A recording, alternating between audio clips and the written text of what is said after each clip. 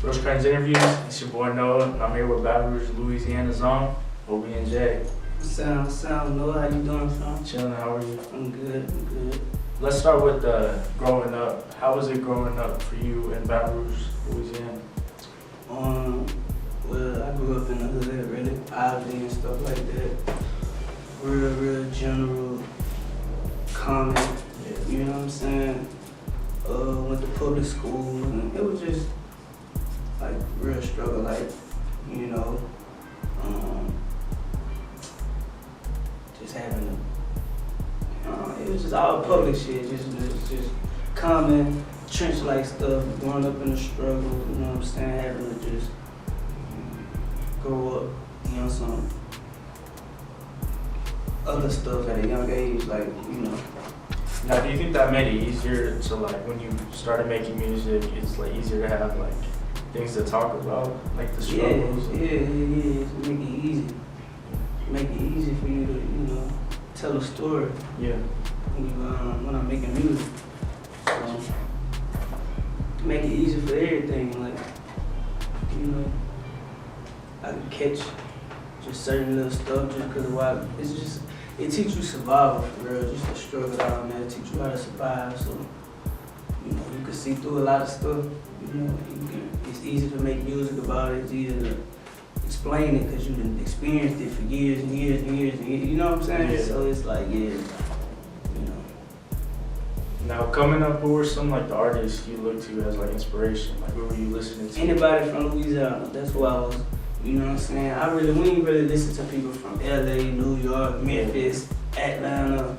It got like that, this new generation, because there's a whole lot of hot rappers that's doing their thing from all these different regions and stuff. But like 10, 15 years ago, 10 years ago, when I was like a kid, people was listening to like just Louisiana music. We like our own little, you know, it's kind of like how they be saying, New Orleans. I want to go to New Orleans because New Orleans is so like culture. Like we got our own culture, and even though New Orleans like an hour away from my city, Baton Rouge, we got two totally different cultures. Like we might go to New Orleans for a tourist, and it's an hour away. You know what I'm saying? That's how it was.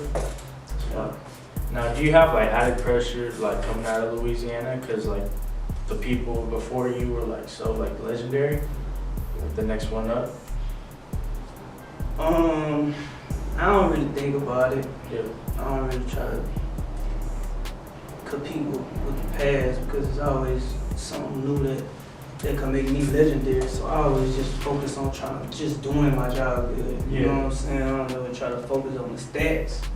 I don't ever, because I could be way behind and just focusing on stats, and the stats don't matter. You be working on your work so your stats can get better, you feel me? Yeah. So like, I never like it, but all the music inspired me on some like, yeah, I like to make this type of bouncy music. I like to, you know, just helping me find myself, listening to people and what music I like.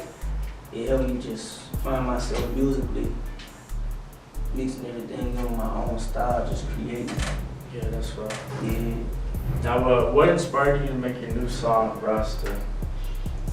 Well, my city, just on some Baton Rouge culture, just letting people hear like, this is what Baton Rouge sound like. This is how we play on the song, I swag it, and you know what I'm saying? So really just like situations, experiences that might have happened in the hood, like, you know, just experience in life that I probably could think of and I just was rapping on it, you know what I'm saying? Going hard, regular Baton Rouge type of stuff. Yeah. Now, what was like the turning point for you when you realized that like you actually have a career in like hip hop? In 2019, when I performed at the BET Awards, the BET experience, it was good. It was like,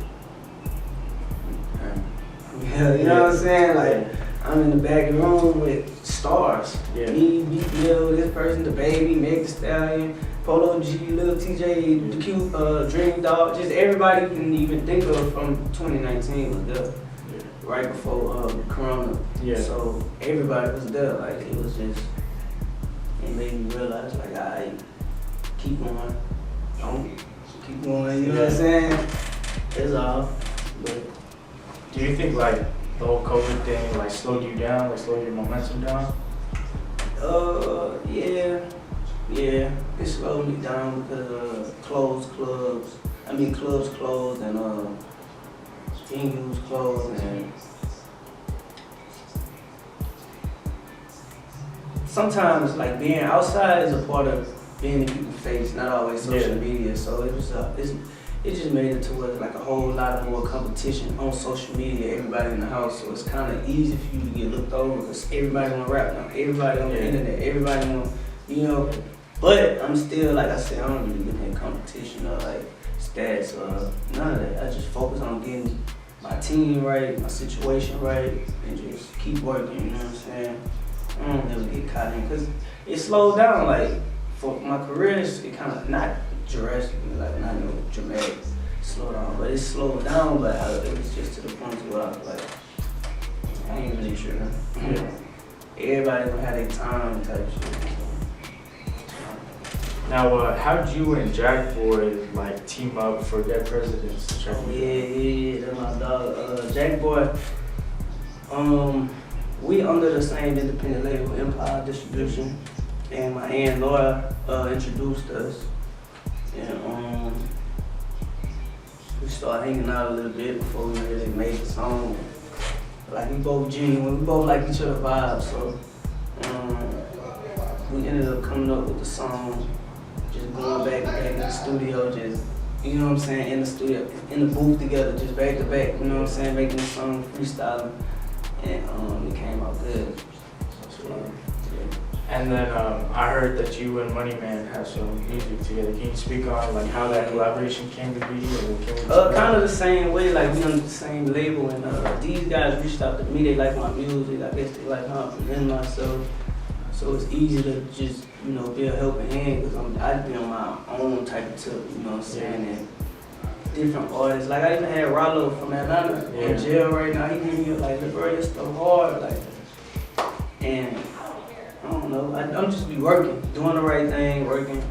Me and Money Man, we linked up through the label, and we felt each other vibes, and you know, bro, I fuck with bro on some getting money shit because he really be on that type of tip. Anyway, and he fuck with me on just how I'm presenting myself, making music. He really like the style, like the young niggas swag type shit. So, you know, it was easy to lock in. It was all genuine, you know what I'm saying? And the music we making, crazy, because it's genuine. Like it ain't no, let me try to, what he talking about? Like we right there together making the music, just like Dead Presidents. So, it's real chemistry. Yeah, so it's like most of all my features was like that. Like I was in a room with whoever I made the song with. Yeah, it was fun. You know. And for those who like haven't heard you yet, well, how would you describe like your sound? Versatile. How so? Cause I can give you pop, I can give you rap, I can give you, I can almost give you country, I can almost give you rock and roll. I can give you rock and roll because I actually got a rock song with the guitars and the band. It's crazy. What was the inspiration behind that? I just like the how it sound. Yeah, my guy Paulo, Marco, I'm sorry. My guy Marco played the guitar, and he was just cooking in the studio. I was recording on some other song, and I heard it. Like, man, load this up. Yeah. I'm just freestyling on it. Then it got just a crazy sound to it. When the beat dropped, it was crazy. So it's just like, I'm a versatile type of artist. Like sounds and different little melodies. Something might pop in my head about it and make it special. I can make the whole song special. So. And like aside from like listening to your own music, do you listen to anybody else, or is it just kind of like when you work, you only listen to you? Yeah, I listen to Dirt, Baby, guys like Kevin Gates, Jackboy. I listen to Money Man for sure. I know Money Man heavy lately, heavy.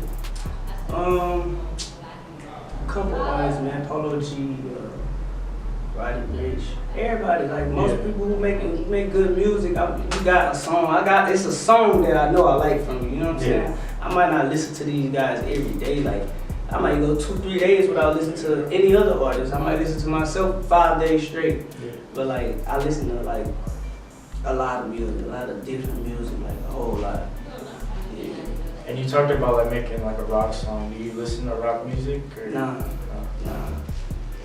Well, Lil Wayne made a couple rock songs. Yeah. He that was kind of the influence when I heard him. Like, man, he sound like that Wayne in like 08, 09. Yeah. He was just going crazy on all the live instruments. So that's the first thing I thought when I heard the rock song that I did make, and I'm just rapping on it crazy, like just going hard. Yeah. And what can fans expect like next from you? Like a project, EP, anything? Yeah, I'm him coming up next. That's the biggest single on the 24th of September this month. You know, and that's gonna be the biggest. That's gonna be the biggest single just to open up, and then I can start heading to my album. Hopefully, I drop the album. You know, soon right after that, like you know, maybe a month out after that, 2 months out after that, everything ready. Like I'm him, the single for real. Yeah. And can you talk more about like I'm Him and like the process making that? Fun little process, you know, just in the studio, really catching the vibe, flowing real easy, and ain't really stuck on it like that, you know. And your process in the studio, do you write your music or do you punch it in? Yeah, I punch in, but I still write. I do both. I write. I might just listen to a song for 10 minutes, write a hook, or write 4 bars, 2 bars, then freestyle the rest. It's all different. Sometimes I might write a whole song and say, man, I wrote this song, watch how it come out. Because I wrote the whole thing and just, And then, but a lot of times I go straight in, freestyle and punching in, like, that's my go-to. But I don't never like try to stick on that one thing. I like to just stay creative, go back to the writing for a second, see if I can, you know, use words a little bit differently when I write than I do. So I do both. Yeah. And what's a studio session with OBN Jay like? Are you isolated or is it like a party? Or? It depends on the day, man. It depends on where I'm at, what side of the world I'm on, you know. But for the most part, I just have everybody in the studio with me, I say this, whenever I'm in the studio, it's mostly people who working with me and working for me and stuff like that, producers, you know, people who could contribute to the sound or whatever. Yeah. Making a move they hear, you know, like my manager or PR or anybody just, you know, in the industry who I rock with, who I can rock with while I record, and like, but for the most part, like, I don't be trying to party too much in the studio. I don't be trying to have all my homeboys pull up all the time and all that. Like, I be moving like a ghost. Like, I don't even need all that extra sometimes. So it's only if I want to bring some girls over to the studio or something, drink. Yeah. All my homeboys, you know, party a little bit. Every once in a while, like 3 times out the year, 4 times out the year on some purchase. Let's, you know, but like for the most part, to stay focused, I just be, you know, me and my team, studio, really getting shit done, because everything else is a distraction, you know what I'm saying? Yeah. People don't be on the same time as you are all the time, so it's just cool too. It's all cool, it's life, but yeah. And on your upcoming music, like who's on production? KDE, the B Gang, I got Trauma Tone, Zaytoven, I got Reese Beats out there from San Francisco, Happy, Happy from Empire. Yeah, he really making most of my production and my sound. He really producing. He making my like he helping me as a vocalist and everything. Like and as far as the beats, like actually Kevin KD is a Happy producer, so it's Happy. He got a big piece in control for the production side as far as beats and, you know, Happy got a lot of production on it. Yep. Now, what can fans expect from you? Like, something like Well, you can expect like all kind of stuff, just being on different appearances, endorsements, more videos. The album will be crazy. Just a lot of business, a lot of good business. Okay, last question. What's your Mount Rushmore of rappers? So that's you got me on that one. I say Jay-Z, Drake. Okay. Tupac, Jay-Z, Drake, Wayne. Lil Baby gotta go on there. Lil Baby gotta go on there. I ain't gonna lie. Lil Baby, like, yeah, I'll say Tupac, Jay-Z, Drake, Lil Wayne, Lil Baby. Yeah, That's fine. Well, I appreciate you for sitting down, chop it up, bro. Yeah, thank you, fam. Appreciate it, man. OBN. So, we out.